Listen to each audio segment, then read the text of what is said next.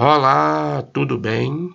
Meu nome é João Bosco, sou professor de Física e vou apresentar agora a resolução da AFB da primeira série, unidade 2 de 2022. Vamos lá! Questão 1. De acordo com a primeira lei de Newton, letra A, um corpo tende a permanecer em repouso ou em movimento retiliniforme quando a resultante das forças que atuam sobre ele é nula. Letra B. O corpo permanece em movimento apenas enquanto houver uma força atuando sobre ele. Letra C. Quando a resultante das forças que atuam sobre um corpo é igual a zero, esse corpo somente pode estar em repouso. Letra D. A inércia de um objeto independe de sua massa. Letra E. Uma partícula tende a permanecer em aceleração constante.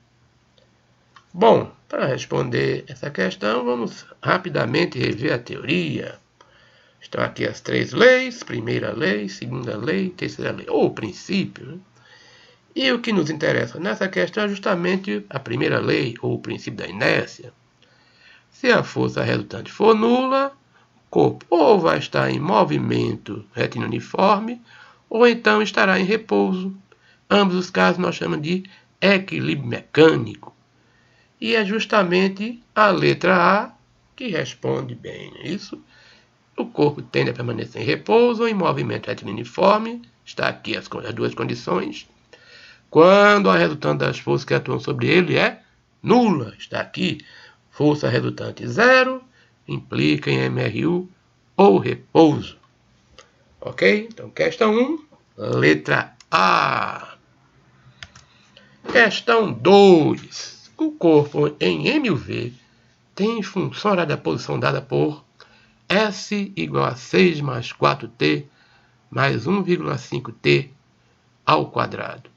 Em unidade do SI, sua aceleração, velocidade e posição são, respectivamente, iguais a... Bom, para responder isso aqui, é só fazer o que, gente? Comparar a equação geral do MRUV, que é o famoso sorvetão, com a equação que foi dada. Comparando termo a termo, encontramos o quê? Primeiro que a posição inicial S0 vai ser de 6 metros. Por que metro? Porque a unidade é SI. Depois, comparando V0 com 4, não é isso? Encontramos 4 metros por segundo para a velocidade inicial. Por último, comparando agora metade da aceleração com 1,5. Ou seja, a aceleração sobre 2 é igual a 1,5. Passa o 2 para a direita, ele está dividindo, passa multiplicando. Encontramos, então, a aceleração igual a 3 metros por segundo. Agora, tomando o cuidado de, respectivamente, colocar primeiro a aceleração, depois a velocidade inicial e, por último, a posição inicial, encontramos que a resposta da questão 2 é a letra C de casa, ok? Questão 3. Um projétil de 5 kg é lançado verticalmente para cima a partir do solo com velocidade de 40 metros por segundo. Sendo a aceleração gravitacional G igual a 10 metros por segundo ao quadrado, qual afirmativa está correta? Bom, para responder isso, vamos primeiramente levantar os dados. A massa M foi de 5 kg. Ok? Está aqui meu eixo. Vou tomar ele para cima, o eixo das alturas, ponto inicial 0. E o que vai acontecer? A posição inicial, a parte do solo, eu vou tomar como 0. E mais, velocidade inicial, 40 metros por segundo. Como a velocidade vai ser para cima, e o eixo eu tomei para cima, ela será positiva. Porém, a aceleração da gravidade é sempre vertical e para baixo. Nesse caso, ela será negativa e vai valer menos 10. Ok? O que mais nós temos? Bom, com esses dados, falta agora calcular o tempo total e a altura máxima atingida. Vamos lá. O que é que nós sabemos da teoria é o seguinte. O tempo total de subida e a altura máxima são os dois nossos objetivos nessa questão. Bom, o que nós já sabemos aqui no movimento vertical para cima é que ele vai ser regido pelo VOAT, a velocidade, v igual a v0 mais at, e o que mais? A altura máxima vai ocorrer no exato instante em que a velocidade for nula. Então, nessa equação aqui, nós vamos ter que a velocidade da altura máxima será 0. A velocidade inicial foi dada e vale 40. A aceleração é menos 10. E o tempo vai ser o tempo de subida. Trocando o menos 10 TS de lado, ele vai para a esquerda, fica positivo. O 10 agora está multiplicando, passa dividindo. E finalmente encontramos que o tempo de subida é de 4 segundos. O que nos leva a observar que somente a letra A ou a letra D é que podem estar corretas. Para saber qual delas está correta, vamos agora calcular a altura máxima. E é só jogar no sorvetão, né? Que ao invés de S, vamos usar o H. Então a altura em qualquer instante vai ser a altura inicial H0, mais a velocidade inicial vezes o tempo, mais a aceleração vezes o tempo ao quadrado sobre 2. Nessa nossa questão, a posição inicial vai ser 0, a velocidade inicial mais 40, o tempo de subida 4 segundos, a aceleração foi menos 10, o tempo é 4, e vai ser ao quadrado, tudo isso dividido por 2. Né? Bom, quanto é que vai dar isso? O 0 aqui eu descarto, que está somando algo, ele é descartado, não é isso? 40 vezes 4 dá 160. 4 ao quadrado, 16. E aí nós temos quanto? 16, a metade é 8, vezes 10 dá 80. A diferença dá 80 metros. Resumo, tempo de subida 4 segundos e altura máxima atingida 80 metros, que corresponde à letra D de dado. Questão 4. Conta-se que um curioso incidente aconteceu durante a Primeira Guerra Mundial. Quando voava a altitude de 2.000 metros, um piloto francês viu que acreditava ser uma mosca parada perto de sua face. Apanhando-a rapidamente, ficou surpreso ao verificar que se tratava de um projétil alemão. O piloto consegue apanhá-lo, pois o projétil foi disparado em direção ao avião francês, freado pelo ar e parou justamente na frente do piloto. Letra B. O avião se movia no mesmo sentido que o projétil, com velocidade visivelmente superior. Letra C. O projétil foi disparado para cima com velocidade constante no instante em que o avião francês passou. Letra D. O avião se movia no sentido oposto ao do projétil, com velocidade de mesmo valor. Letra E. O avião e o projétil se moviam na mesma direção e no mesmo sentido e com as intensidades de suas velocidades praticamente de mesmo valor. Bom, a ideia aqui é a seguinte, vamos fazer uma simulaçãozinha. Está aqui o nosso piloto voando para a direita, está aqui a bala que foi disparada contra ele, e o que vai acontecer? Basicamente isso. Então, observem, para que essa situação aconteça, tanto o piloto no seu avião quanto a bala tem que ter mesma direção de movimento, mesmo sentido e velocidade praticamente igual. A bala é um pouquinho mais veloz que o piloto. Então, e para atender essas condições, somente a letra E é que pode ser a resposta correta. Questão 5. A figura em escala mostra os vetores de deslocamento de um barco que, saindo do ponto A, chegou ao ponto B após 5 horas. O módulo do vetor velocidade média do movimento do barco nesse trajeto foi de... Bom, vamos lá então. Para resolver essa questão, a primeira coisa é levantar os dados. O intervalo de tempo total, 5 horas. E eu quero a velocidade média. Como é que calcula a velocidade média? é simplesmente o deslocamento dividido pelo tempo total, que é de 5 horas. Então, o nosso trabalho aqui é calcular o deslocamento. Bom, como eu vou sair do ponto A e chegar ao ponto B, o deslocamento é justamente isso, essa linha reta que une A com B, ou seja, o módulo do vetor S. Bom, como é que eu vou calcular ele? Através das suas componentes. Observemos aqui, tá certo? Aqui o ΔS é o módulo de S, né? E o que eu tenho aqui? Um triângulo, tá certo? O vetor S determina um triângulozinho aqui, retângulo, cujos lados, tá certo? São quais? Os catetos 4 e 5. Ó, isso aqui me lembra o triângulo 3, 4, 5. Resumindo, o meu ΔS vai ser igual a 10, porque cada quadrante tem 10 km, vezes 5 unidades. Resumindo, meu deslocamento teve módulo de 50 km. Aplicando esse valor na fórmula da velocidade média, encontramos 50 sobre 5 horas, que vai dar 10 km por hora. Seria aqui a letra A. Questão 6. Um corpo de massa 20 kg tem peso igual a 80 N no planeta X. Qual a aceleração gravitacional neste planeta? Bom, primeira coisa, levantar os dados. A massa foi de 20 kg. O peso no planeta X, desse corpo, 80 N. E a gravidade no planeta X desconhecida. Ora, basta aplicar a definição de peso. Peso é igual a massa vezes gravidade. O peso foi de 80, a massa 20 e a gravidade no planeta X desconhecida.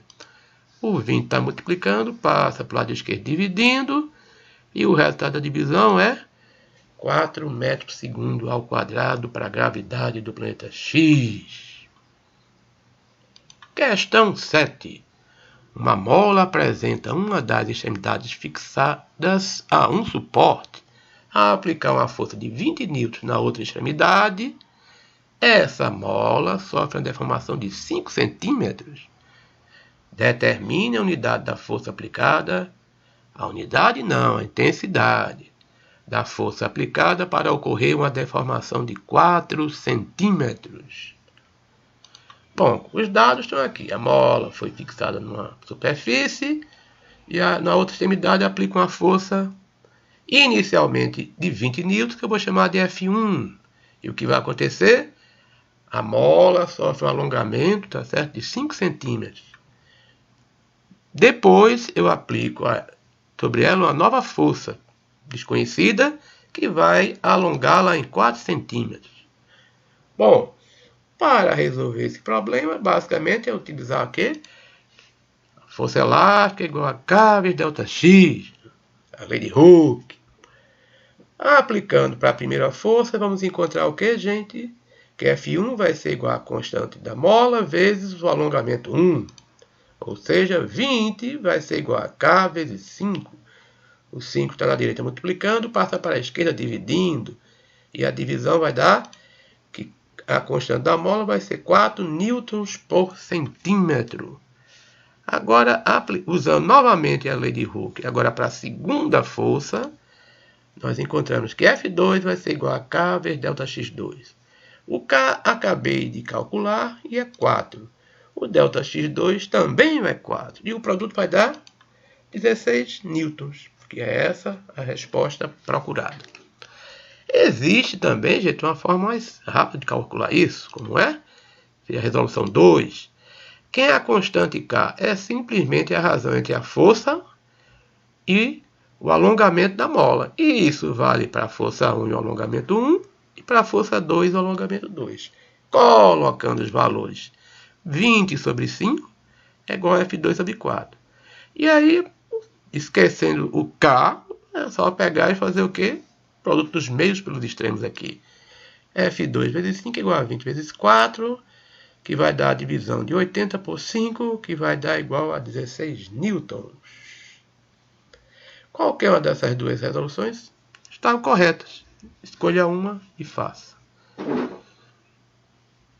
Questão 8. Na montagem representada na figura, o fio é inextensível e de massa desprezível. A polia pode girar sem atrito em torno do seu eixo, tendo inércia de rotação desprezível. As massas dos blocos A e B valem, respectivamente, 3 kg e 2 kg. E não existe atrito entre o bloco A e o plano horizontal em que se apoia, e a influência do ar é insignificante. Em determinado instante, o sistema é abandonado à ação da gravidade, assumindo, para o modo da aceleração da gravidade, o valor de 10 m², determine o módulo da aceleração do sistema. Bom, inicialmente vamos só levantar os dados. A massa do corpo A, 3 kg. A massa do corpo B, 2 kg. A aceleração gravitacional, 10 m². E o que se quer saber é qual é a aceleração do sistema AB. Bom, gente, foi dito aqui, não é isso, que não tem atrito, ou seja, entre A e a superfície horizontal não tem atrito do ar, impedindo que o bloco B possa descer. Em resumo, as únicas forças que vão atuar no sistema são o peso do A, a força normal, o peso de B, tá certo? Forças externas ao sistema B, porque interno nós vamos ter a tração, né? Tração do cabo que puxa A para a direita, tá certo? E é puxado pelo bloco B para baixo. E o detalhe, tá certo?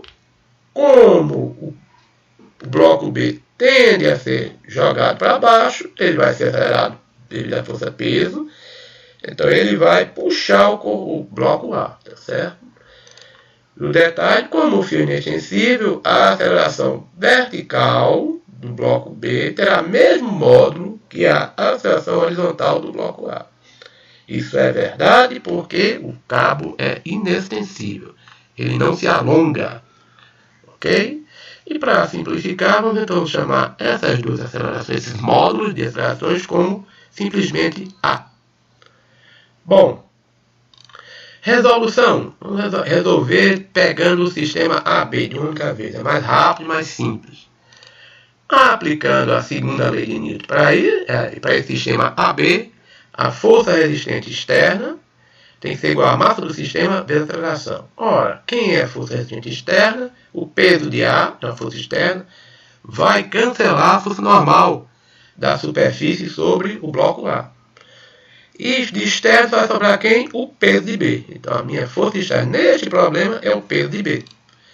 Qual é a massa do sistema? O sistema é composto pelo bloco A e B. Então vai ser a massa de A mais a massa de B. Vezes a aceleração do conjunto, que é simplesmente A. Quem é o peso de B? O peso de B é a massa dele vezes a sua gravidade, vezes a gravidade do local. Né? A massa de B é 2, a gravidade local 10, ou seja, 20 newtons. Em resumo, nós vamos ter que 20 é igual a 3 somado com 2 vezes A. 3 mais 2 dá 5. O 5 está na direita multiplicando, passa para a esquerda dividindo, e assim vamos encontrar que a aceleração do sistema é de 4 metros por segundo ao quadrado. Legal. A resolução 1 foi essa, resolução matematicamente mais simples, mas nós podemos fazer de outra forma. E aqui eu vou chamar de resolução 2. Como é essa resolução? Isolando cada corpo e aplicando as leis de Newton, tanto no eixo horizontal como no vertical. Vamos lá. Para isso, eu vou tomar como eixo vertical, sentido para baixo, o positivo. Por quê? Porque o bloco B vai descer. E o horizontal vai ser para a direita. Por quê? Porque o bloco A vai para a direita. Ok? Vamos lá. Aplicando para o corpo A, a força resultante do eixo vai ser 0. Por quê? Porque o corpo A nem sobe nem desce. Verticalmente ele tem o quê? Está em repouso. Só tem movimento horizontal. Então, para ele, primeira lei de Newton, na vertical. Quais são as forças que atuam na vertical? Peso de A para baixo, força normal sobre A para cima. E um menos o outro tem que ser igual a 0. Em resumo, a força normal de A é igual ao peso de A. Ok? Já no eixo X, nós vamos encontrar o quê? Que a única força atuando no corpo A é a tração do cabo. Ou seja, a tração vai ser igual a massa de ar vezes a aceleração AX, que como já vimos, é igual a simplesmente A. A massa de ar foi dada e vale 3, então finalmente encontramos que a tração será o triplo da aceleração. Ok? Corpo B agora. No eixo vertical, a força resultante vertical, Y, será igual a massa do corpo B vezes a aceleração Y. Quem é a força resultante Y? O peso de B para baixo menos a atração T para cima. Isso vai ser igual a massa de B vezes a aceleração A. Ok? Colocando valores, encontramos que 20, que é o peso de B, vai ser igual a quem? O T negativo passou para o lado direito positivo, somado ainda com 2 vezes a massa de B, né? 2 vezes A. Ok, próxima etapa agora é juntar essas duas equações que nós temos aqui, encontrando isso. 20 vai ser igual a quem? T é igual a 3A, como já tínhamos descoberto anteriormente, mais 2A. Ora, 3A mais 2A vai dar 5A. O 5 está multiplicando no lado direito, passa para o lado esquerdo dividindo, e a divisão de 20 por 5 vai dar 4 metros por segundo ao quadrado, que é a aceleração do sistema. E essa aceleração é exatamente igual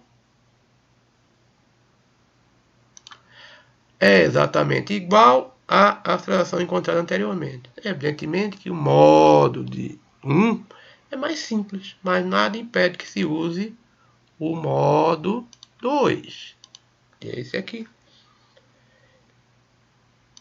Questão 9. Sobre um piso liso e horizontal, repousa uma caixa de massa 50 kg. Em dado instante, um homem a empurra, pondo-a em movimento, com força de atrito entre a caixa e o piso, tendo módulo desprezível. Determine a intensidade da força horizontal com que o homem deve empurrar a caixa para ela passar a ter um movimento com aceleração de 2 metros por segundo ao quadrado. Use G igual a 10 metros por segundo ao quadrado. Então, a primeira coisa a fazer é levantar os dados. A massa da caixa, 50 kg, está aqui, tá certo? M vale 50 kg. O que mais? A força de atrito para esse caso é nula, ou seja, o piso é muito liso. O que mais? A força que o homem puxa a caixa, desconhecida. O que mais? A aceleração que a caixa vai passar a ter, quando for puxada pela força F, 2 metros por segundo ao quadrado. E, finalmente, a aceleração gravitacional igual a 10 metros por segundo ao quadrado. Bom, nessa resolução, nós vamos tomar, então, o eixo horizontal com sentido para a direita como positivo, e no eixo vertical, sentido para cima como positivo também. Bom, aplicando as leis de Newton no eixo vertical, nós encontramos que o peso menos a força normal vai ser igual a zero, resumindo, a força normal é igual ao peso.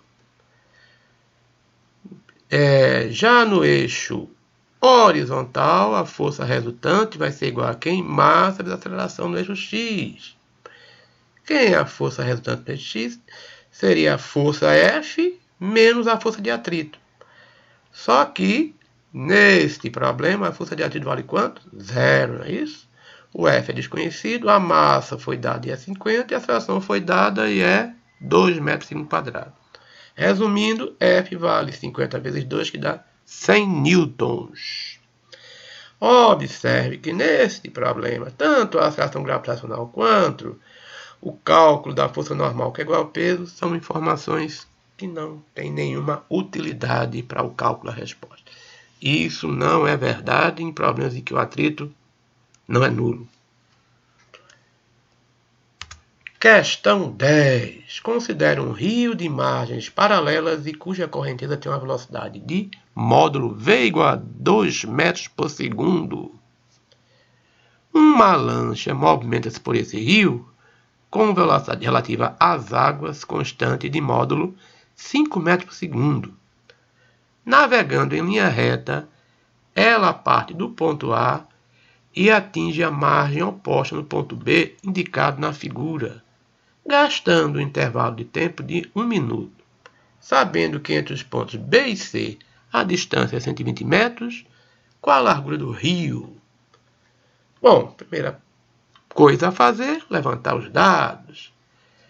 Bom, o rio vai arrastar o barco, então a velocidade de arrastamento será de 2 metros por segundo para a esquerda.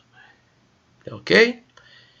Que mais? A velocidade relativa do barco foi dada e vale 5 metros por segundo. Velocidade relativa do barco em relação às águas do rio. Que mais? O tempo de travessia, 60 segundos, que é 1 minuto. E qual é a distância? A distância de B para C foi dada e é de 120 metros. E o objetivo deste problema é calcular a distância entre as margens do rio. Bom, vamos colocar o eixo horizontal X para a esquerda, acompanhando as águas, tá certo? E o eixo vertical Y para cima. Assim nós vamos encontrar que a velocidade resultante será esse vetorzinho vermelho, a velocidade resultante Y, esse vetorzinho preto para cima, e a velocidade resultante X, o vetorzinho aqui azul para a esquerda. Ok? Bom, nós também sabemos que pela definição de velocidade média, a velocidade resultante no eixo X será a distância que eu quero percorrer na horizontal, que é de B para C ou de C para B, pelo tempo gasto para fazer. E o tempo gasto foi dado, que é de 60 segundos, e a distância também foi dada. Em resumo, nós vamos dividir 120 por 60 e vamos encontrar que a velocidade resultante no eixo X é de 2 metros por segundo, que é exatamente a velocidade do rio. Que implicação nós vamos ter com isso? Que é a seguinte: no eixo X, não é isso? A velocidade resultante é igual à velocidade relativa do barco em relação ao rio, somado com a velocidade de arrastamento. Só que a velocidade resultante é 2 e a velocidade de arrastamento 2. Em resumo, a velocidade relativa do barco no eixo X em relação às águas é 0. Isso quer dizer o quê? Que o barco ele tem velocidade do seu motor apontando de um lado do rio para o outro, certo? O ângulo de 90 graus em relação à correnteza. Em resumo, a velocidade resultante Y é a própria velocidade relativa do barco. Ora, sabendo que a velocidade é igual a deslocamento pelo tempo, vamos aplicar novamente essa expressãozinha, tá certo? Para calcular a distância, como melhor dizer, a largura do rio. Assim nós vamos encontrar que a velocidade relativa foi 5, o tempo 60, e aqui é só passar o centro que está dividindo para o lado esquerdo, multiplicando, e vamos encontrar então 300 metros.